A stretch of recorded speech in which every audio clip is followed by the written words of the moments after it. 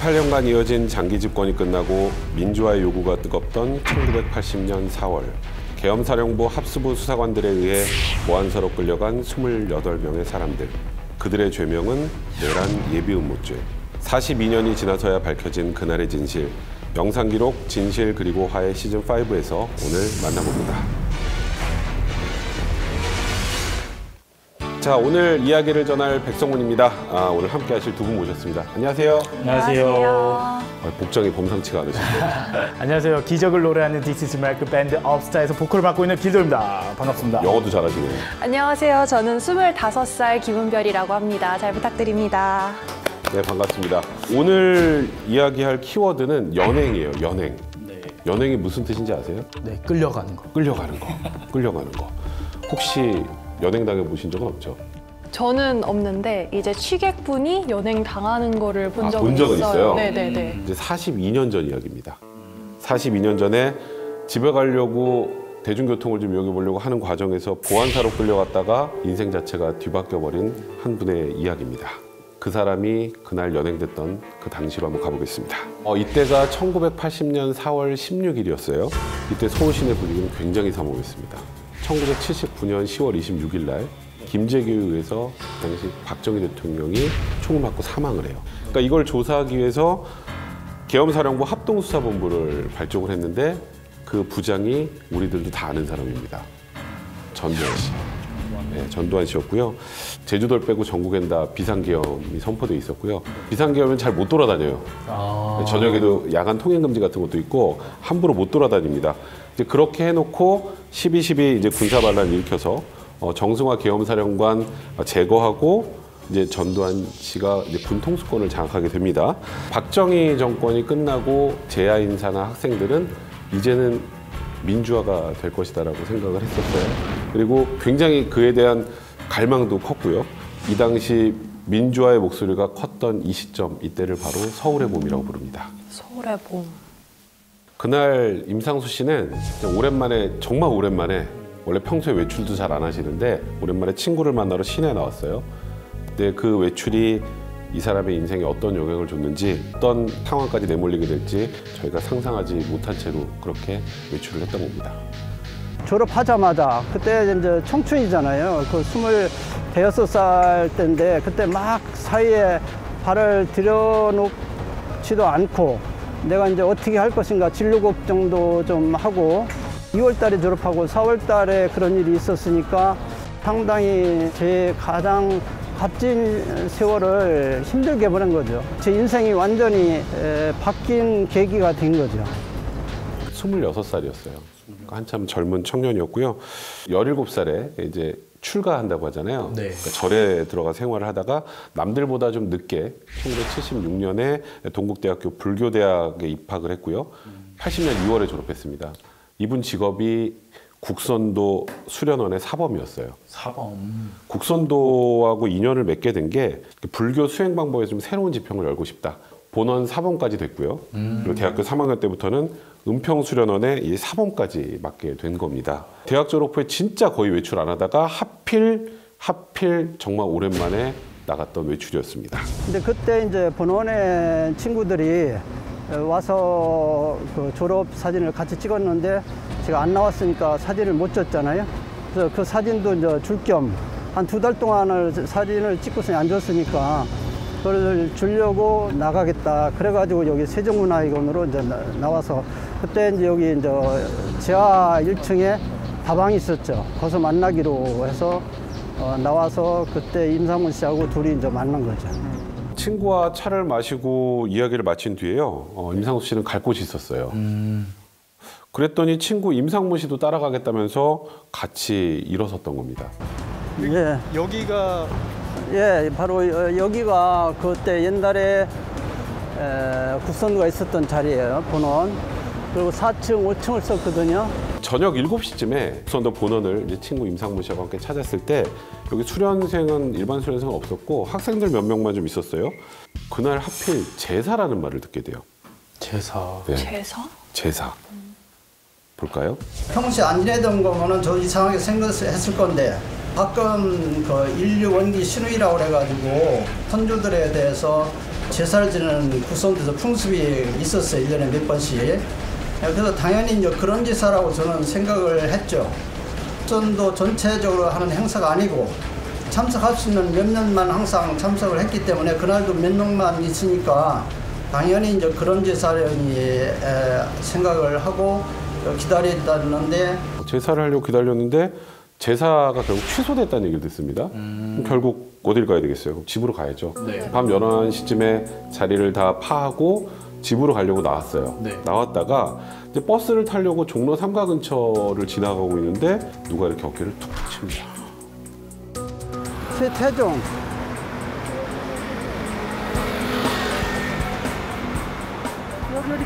여기 어디 맞죠? 요 자리, 요 자리, 여기. 건장하게 생긴 남자 몇 명이서 어두운 골목으로 끌고 가서 거기서 제압을 했어요. 어떠셨을 것 같아요? 본인이 당했으면? 몸부림을 쳤지만 어. 빠져나가지 못했을 것 같아요. 저는 그냥 머리가 하얘지면서 아무 생각도 못했을 것 같아요. 그냥 그 사람들이 그 골목으로 바로 들어가서 혁띠 풀러 소지품 내놔, 뭐 신발 벗어. 왜 내가 혁띠를 풀려고 소지품을 내놔야 되고 신발을 벗어야 되는지 이유도 없이 그냥 그렇게 납치돼 가지고 요짝에 보면은 경찰서 파출소가 있었어요. 파출소로 이제 연행됐죠. 이제 어떻게 보면 납치된 거죠. 영문도 모른 채 끌려갑니다. 그래서 도착한 게 종로 3가 파출소예요. 파출소. 근데 파출소에서 끝이 아니라 잠시 후에 이제 경찰 버스가 바깥에 세워져 있는데 네. 그 여기에서 이분만 잡혀온 게 아니고 네. 그 국선도 본원에 있던 사람들이 좀 다 잡혀온 거예요. 그리고 이 사람들과 함께 그날 새벽에 또다시 어디론가로 끌려가게 됩니다. 또 새벽이 되니까 어떤 또 차가 와서 데리고 갔는데 한참 가다 보니까 무슨 그 회사 같은 그 건물로 들어가더라고요. 내리라고 하더니 이제 각자 세워놓고 사진을 한 장씩 찍걸래. 그때 이제 제가 이건 이상한 거다. 뭔가 심각한 문제다. 임상수 씨는 회사 같은 곳으로 끌려갔다고 했는데 여기가 바로 국군 보안사 서빙고 분실입니다. 국방부 직할부대입니다. 군사에 대한 정보 수집이나 수사를 목적으로 하는 곳이겠죠. 네. 원래 목적을 벗어나서 고문 같은 것들이 자행이 됐었고 그리고 사건 자체를 다 조작해버리고 그래서 나는 새도 떨어뜨린다라고 할 정도로 악명이 굉장히 높았던 겁니다. 근데 이제 뭔가 낌새가 이상하다는 걸 눈치를 챕니다. 불안한 거예요. 그리고 방이 쭉 늘어선 2층으로 올라가서 다 같이 들어가는 게 아니고요. 방마다 한 명씩 들어갑니다.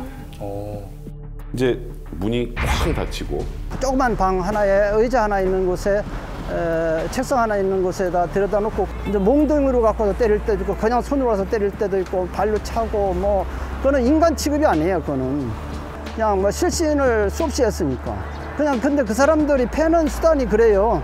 한 번 때리면 그냥 한두 번 때리는 게 아니에요. 완전히 실신하도록 때려요. 실신하도록 때려서 정신 차리면 일으켜 세우고 그리고 그 아무 이유도 없이 와서 그냥 폭행을 하는 거예요.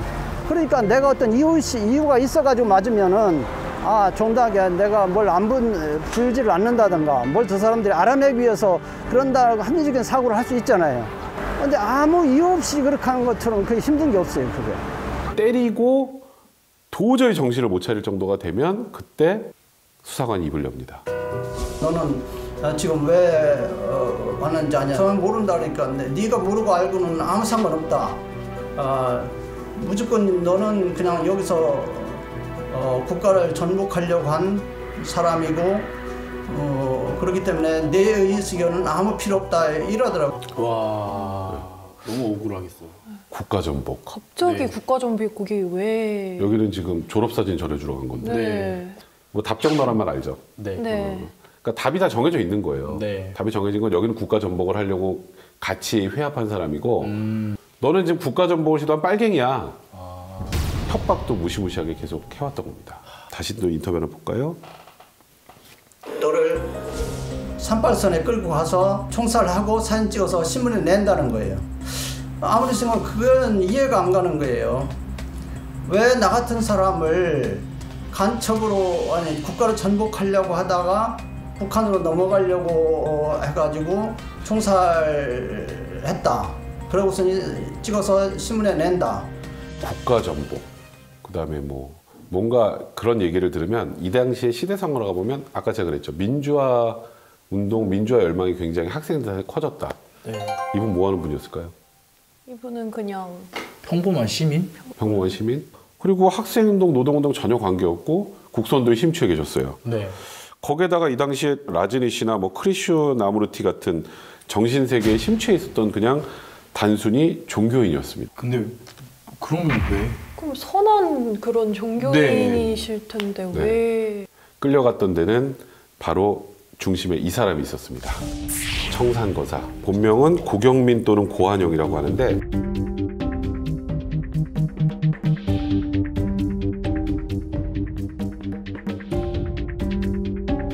청산거사, 살아있는 도인 이렇게 불렸는데 네. 이분 때문에 국선도가 무인들한테 많이 알려졌어요. 그래서 육해공 3사관학교, 국회, 관공서에서 이제 국선도를 가르치기도 했고 네. 여야 정치인들도 국선도를 그 당시에 수련할 정도로 굉장히 인기를 많이 끌었습니다. 지금으로 말하면 핵인싸네요. 핵인싸죠, 핵인싸. 사람들한테 굉장히 존경의 대상이었고 나도 저 수련을 받아서 이렇게 해봐야겠다는 생각을 하게 됐던 거예요. 일단 보안사 수사관들이 임상수 씨를 딱 보면서 너 청산거사하고 무슨 관계야? 이렇게 추궁을 한 거예요. 내란 예비 음모를 언제부터 같이 한 거냐? 내란 예비 음모요? 네. 보안사 수사관들은 아까 그랬잖아요. 들어오자마자 발로 찼다고. 네. 아무 조사도 없이 청산거사는 내란 예비 음모의 수괴. 제사가 열리기로 했었는데 제사가 열리지 않았다 그랬죠. 네. 그 제사가 내란 예비 음모의 현장이었다. 라고 결론을 내놓고 있었던 거예요. 내란 예비 음모. 내란 예비 음모가 뭔지 아세요? 뭔가 나라를 뒤집는 그런 느낌. 정확하네요. 정말요? 나라를 뒤집는 거. 그러면 밑도 끝도 없이 그냥 거기 갔는데 왜 그랬을까요? 당시 국방부 군사재판 판결문 한번 함께 볼까요? 네. 여기에는 청산거사와 주동자 4명이 내란 예비 음모를 했다라는 그 혐의 사실이 적혀 있습니다. 네.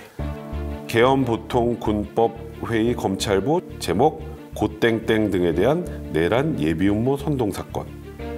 1971년 2월 고땡땡은 서울 종로구 묘동 50소재 백궁빌딩 4, 5층에 국선도 수련원 본원을 개설하여 자신을 청산거사라 호칭하면서 자연과 인간의 조화를 바탕으로 하는 소위 조화정 정부를 세울 것을 구상하였다. 1980년 4월 6일 16시경 서울 국선도 수련원에서 고땡땡은 현 정부는 모순이 많고 정치인들은 정권욕에 사로잡혀 있기 때문에 믿을 수 없어 거사를 하여 조화정을 이념으로 하는 나라를 세워야 한다며 1980년 4월 16일 각 교파의 교주 및 신도들을 서울에 집결키로 하였다. 군인 약 50명에서 100명을 동원하여 청와대를 포위하여야 한다는 등 최 대통령이 스스로 정부를 조화 정부에 이양한다고 국민에게 알리도록 민중봉기를 일으킬 것을 모의하였다. 내란 예비 음모가 있었다는 4월 16일. 네. 우리가 촬영하면서 좀 여러 번 말한 날이었어요. 네. 어떤 날이었는지 아시죠? 이날이 그 친구와 만나서 사진을 교환했던 날, 그 억울하게 잡혀갔던 그날. 맞아요. 그러니까 보안사는 그날이 내란 예비 음모가 있었던 날이라고 그냥 특정을 해버렸고 임상수 씨는 하필 공교롭게 그날 거기에 가 있었다가 네. 하다가 좀 현장에서 이렇게 연행이 된 거예요. 그럼 연행된 사람들은 다 국선도 사람들이었던 건가요? 꼭 그렇진 않았어요. 그러니까 이게 무슨 마치 국선도하고 연관돼 있는 사건처럼 많이 생각을 하시는데 판결문을 자세히 들여다보면 이 청산거사가 각 교파의 교주와 신도들을 서울에 집결시켰다 이 말이 나와요.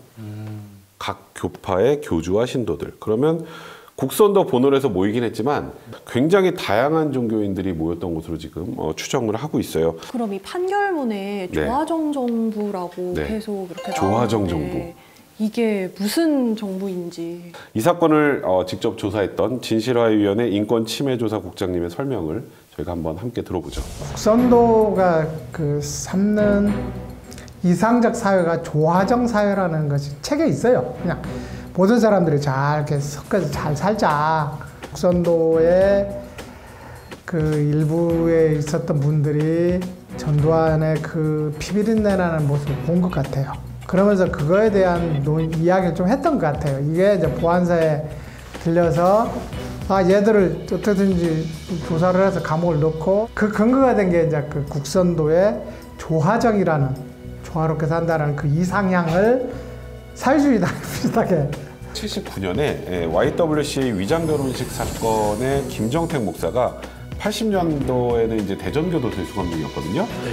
근데 본인들보다 뒤늦게 구속된 이 청산거사 일행을 만나서 조화정 개국선언 사건에 대해서 이야기를 듣게 됩니다. 이분의 이야기를 한번 들어보면 그 당시 신군부가 뭘 노렸는지 충분히 이해하실 수 있을 거예요.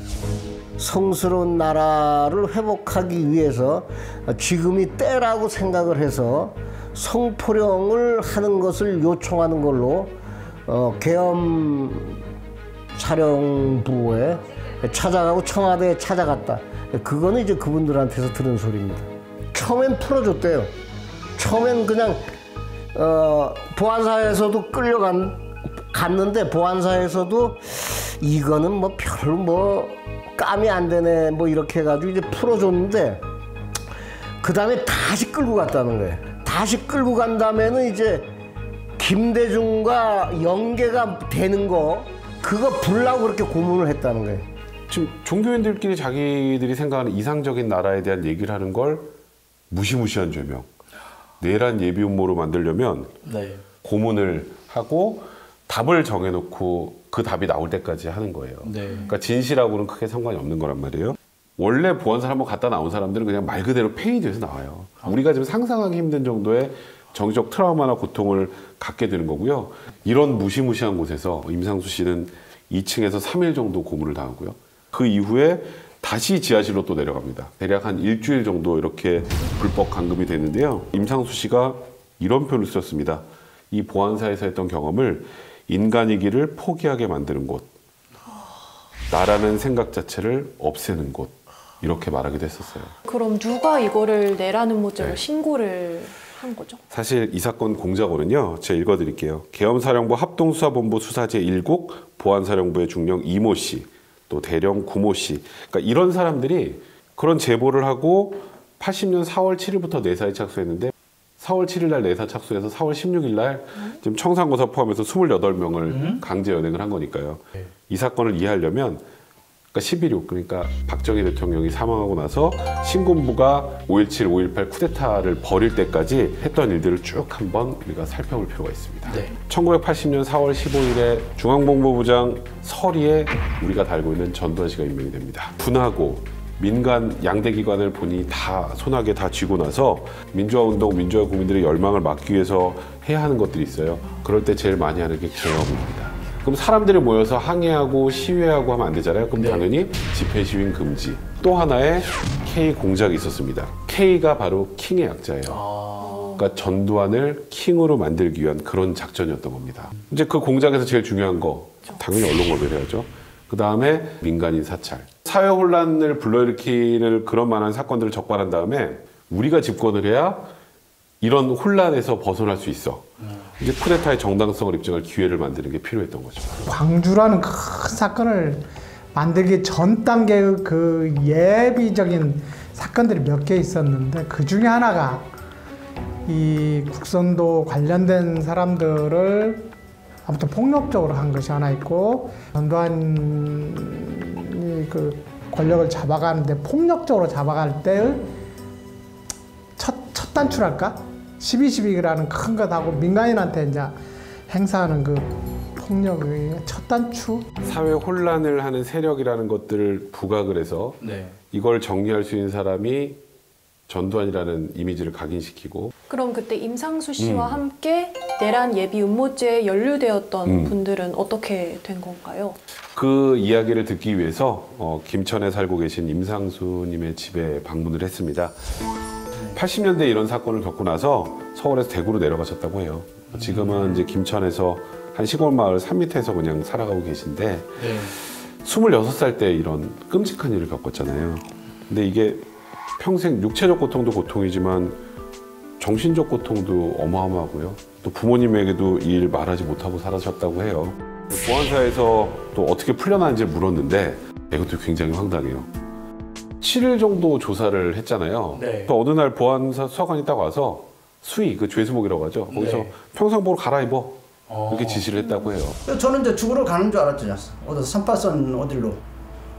그래서 뭐 한참을 갔는데 어느 애진고시로 그래서 거기가 38선인 줄 알았어요. 저는 애진고시니까. 그래서 내려가더라고요. 죽음의 공포에 완전히 휩싸여 있었던 분인데 네. 수사관이 이렇게 얘기합니다. 이제 너희 집으로 가. 여기서 있었던 일은 어디 나가서 절대 얘기하면 안 된다. 근데 그렇게 풀려나와서 이제 간신히 큰 길을 나와서 택시를 타고 원래 일했던 이제 본인이 오랫동안 국선도 그 선원으로 돌아갔는데 네. 그 문제는 그곳에서 사람들의 태도가 예전 같지가 않았던 거예요. 가니까 그 전에 그렇게 친절하고 저를 위하고 떠받들던 분들이 싹 돌아서는 거예요. 저한테 배우는 제자하고 그분들이 사회적으로는 굉장히 높고 그런 분들이 많았는데 그런 분들이 그냥 싹 예면하고 그냥 안 본 척 하니까 내가 갔는데도 그냥 짐 싸갖고 바로 그 자리에 나왔어요. 그냥 거기서. 그 당시에 이 청산거사와 주동자라고 지목이 됐던 4명은 처음에 7년, 또 5년, 이렇게 3년형 이런 정도의 형을 선고받았는데 항소심에서 형이 줄어듭니다. 결국 6개월 정도 복역하고 출소를 했어요. 그렇게 이 사건은 역사 속에 묻히고 말았던 겁니다. 그러니까 임상수 씨도 보안사에서 풀려나고 몇 년 동안 고문 후유증이 굉장히 심해서 아주 힘들게 사셨습니다. 그래서 병원을 다녀도 이게 차도도 없고 그래서 처음에 마음 공부를 해봐야겠다. 그래서 굉장히 애를 많이 썼는데 그것도 여의치가 않았고요. 그래서 1990년부터 이제 큰 병원을 다니기 시작합니다. 지금 보시는 거 이분이 다녔던 병원의 진단서입니다. 2년 동안 거의 뭐 혀가 굳으면은 이게 막 이렇게 말려 들어가면 이게 새카맣게 되는 거예요. 그게 근데 뭐 다른데 몸 아픈 거는 참을 수 있는데 혀가 말려 들어가지고 머리가 깨질 것 같을 때는 말을 못 하니까 그렇다고 해서 그 당시에는 내가 거기 때 끌려 들어가서 이런 고통 받는다고 얘기할 수 있는 상황이 아니잖아요. 떠들어가면 그건 죽으니까. 고문이 주는 뭐 영향이란 건 아주 막대하죠. 크게 보면은 그 고문 피해자 당사자의 개인적인 것 또는 당사자 내부에 큰 상처를 남긴다는 점이 한 가지가 있고, 근데 그 내부에 주는 상처라고 하는 것들이 고문 자체가 워낙 극심한 스트레스이기 때문에 인격 자체를 황폐화시키기 때문에 때로는 고문이 그 피해자 당사자에게는 영구한 정신적인 또는 심리적인 장애를 남겨줄 수 있다는 점에서 고문의 피해는 굉장히 크다고 할 수 있고요. 우울증, 뭐 불면증, 우리가 할 수 있는 그냥 정신적인 고통을 너무 많이 받다 보니까 네. 국내 유명한 뭐 집단 심리 상담 뭐 프로그램 이런 데도 다니시고 해외까지 치유 방법을 찾아서 다니셨다고 해요. 그러니까 얼마나 고통이 컸는지를 단적으로 알 수 있는 건데 네. 그 중에는 달라이라마. 그래서 이분 만나러 그러니까 티베트 망명 정부의 국가 원수였거든요. 인도까지 갔어요. 이 사람 만나려고. 정신적 치유를 위해서. 나라까지 이런 사람이 어떻게 그들을 용서하라고 하고 또 사랑하라고 하고 그러면서 그분은 항상 웃잖아요. 근데 나는 웃지를 못해요. 화가 나죠. 그래서 어떤 일이 있으면 무슨 공무원이나 경찰이나 어떤 이런 공기관에 있는 사람들이 잘못하면 화부터 먼저 나요. 국선도를 하셨고 예전에 불교에도 좀 심취했던 분이니까 네. 마음 다스리는 방법을 어느 정도 아는 분이에요. 네. 그래서 진짜 많이 노력을 했는데 안 되는 거예요. 그래서 결국 임상수 씨가 이 진실규명 작업을 시작해야겠다라고 마음을 먹으셨던 거고요. 네. 그래서 2000년대 민주화보상법이 시행이 되면서 네. 당연히 되겠지라고 신청을 하셨어요. 근데 안 됐습니다. 이게 왜 안 돼요? 민주화 운동을 하신 분은 아니잖아요. 진짜 억울할 것 같아요. 네. 황당하게 끌려가셨는데 또 황당하게 그리고 진실 화해를 위한 과거사 정리법이 만들어지고 네. 2006년 3월에 임상수 씨는 진실 화해를 위한 과거사 정리위원회에 조사를 신청합니다. 3년 정도 지나서 2009년 12월 15일에 진상규명 결정이 났는데요. 그때 당시 되게 많은 사람들 끌려갔다 그랬죠. 네. 근데 진실규명한 사람은 임상수 씨와 1명, 그러니까 딱 2명뿐이었습니다. 28명 중에. 많은 사람들이 연루돼 있지만은 오직 혼자 한 것도 그 사람들은 그 자체가 떠올리기가 싫은 거고 나서기가 싫은 거고 어떻게 보면 그냥 그래도 살으신 분 살았지만은 한 5년 안에 한 5-6 사람이 돌아가시거나 행방불명이 됐으니까 그 후유증으로 그런 가혹행위를 당하고서니 세상에 자기를 드러낸다는 것은 죽을 각오 아니면 못해요. 나도 이제 한번 죽었던 사람이니까 그러나 이 진실을 밝혀야 된다. 그래서 한 거지. 아직도 두려우셔서. 그럼요. 근데 정말 임상수 씨는 그래도 이 사안에 대한 진실을 규명하고 싶다는 마음으로 여기까지 오셨던 겁니다. 일단 진실 규명을 하려면 당연히 그때 무슨 일이 있었는지를 확인을 해야 되잖아요. 네. 그래서 국방부에 그 당시 내가 고문을 당했던 기록을 요구를 하는데 기록이 처음에 없었던 거예요. 보안사에 기록 자체가 없었고 네. 국군 1363 부대장명의 회신문을 보니까 아까 제가 그랬죠. 임상수 씨가 1980년 4월 16일에 잡혀가서 2층에서 3일 있고 지하에서도 4일 정도 고문을 받았다 그랬잖아요. 네. 근데 조사를 3일만 받은 걸로 축소돼서 기재가 돼 있었던 거예요. 진짜 억울하시겠네요. 사실 사과를 받아도 모자를 판국에 불법 감금한 사실 숨기려고 그것도 다 축소 은폐하고 조사 기간까지 그걸 보고 또 임상수 씨는 더 화가 났고요. 그래서 결국 민사소송을 통해서 이 국가의 책임을 묻게 됩니다. 다 혼자 다른 사람 도움 없이 이렇게 증거 찾고 재판 10년을 올려셨습니다.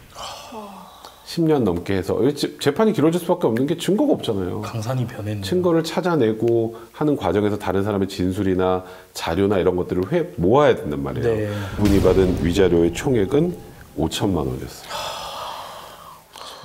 이렇게 시골에 와서 산 밑에서 혼자 사는 이유도 어떻게 보면 내 스스로 나를 다스리지 않으면 끝내는 이건 해결될 수 없는 거다 라는 판단에서 한 거죠. 그러면 재판 결과도 제가 용납을 못하는 거죠. 제가 일부 승소를 해서 국가에서 약간의 보상은 줬지만은 그 판결 내용에 대해서는 전혀 제가 이해를 못하는 거예요. 국가에서 책임지려는 의도가 전혀 없다고 보는 거죠. 정치는 원래도 제가 싫어했지만은 이제는 사회에 믿을 수 있는 어떤 권력도 없다, 어떤 집단도 없다 이렇게 생각을 하죠. 근데 아마 어떤 사람이 이런 얘기할 수 있을 거예요. 아야 열흘 고문받았다고 못 사냐?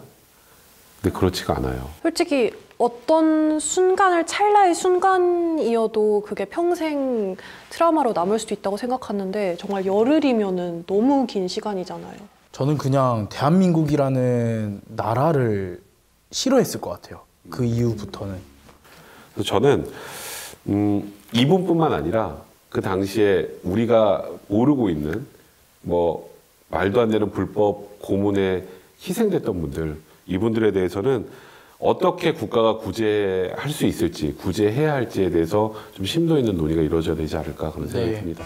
저희 제작진이 취재를 위해 방문했던 임상수 씨 집에는 깨진 유리책장이 있었습니다. 오늘 이게 깨졌어요. 그래가지고 책들이 이렇게 다 내려와 있거든요. 그래서 사람들이 왜 고쳐서 이렇게 다시 안 해놓느냐고 이렇게 반문하는 분들이 가끔 계신데 마음도 이 유리와 같거든요. 마음도 이렇게 떼지면은 붙여 쓸 수가 없어요. 사람들은 그 마음 빨리 바꿀 수 있고 쉽게 할 수 있다고 생각하지만은 그렇게 쉽게 변화가 안 된다고요. 회복되기가 상당히 힘들어요. 그래서 내가 이거를 어떻게 보면 내 마음의 상처를 치유하기 위한 하나의 본보기로 내 깨진 마음을 언젠가는 다시 회복시키겠다.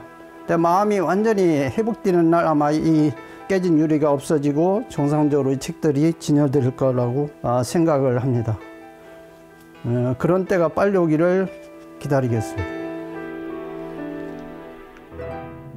세상에 자기를 드러낸다는 것은 죽을 각오가 아닌 못해요. 저는 오늘 이 프로를 진행하면서 임상수 씨가 한 말 중에 이 말이 가장 기억에 많이 남습니다. 지난 권위주의 정권에서 국가로부터 폭력을 당한 분들, 그 내용을 세상에 꺼내는 것, 그건 정말 쉬운 일이 아닙니다. 그런 점에서 용기를 내서 출연해 주신 임상수 선생님께 깊이 감사드립니다. 알려지지 않은 것은 진실이 아니다. 젊은 친구들과 함께 얘기해서 저도 참 좋았습니다. 오늘 두 분 수고 많으셨습니다. 감사합니다.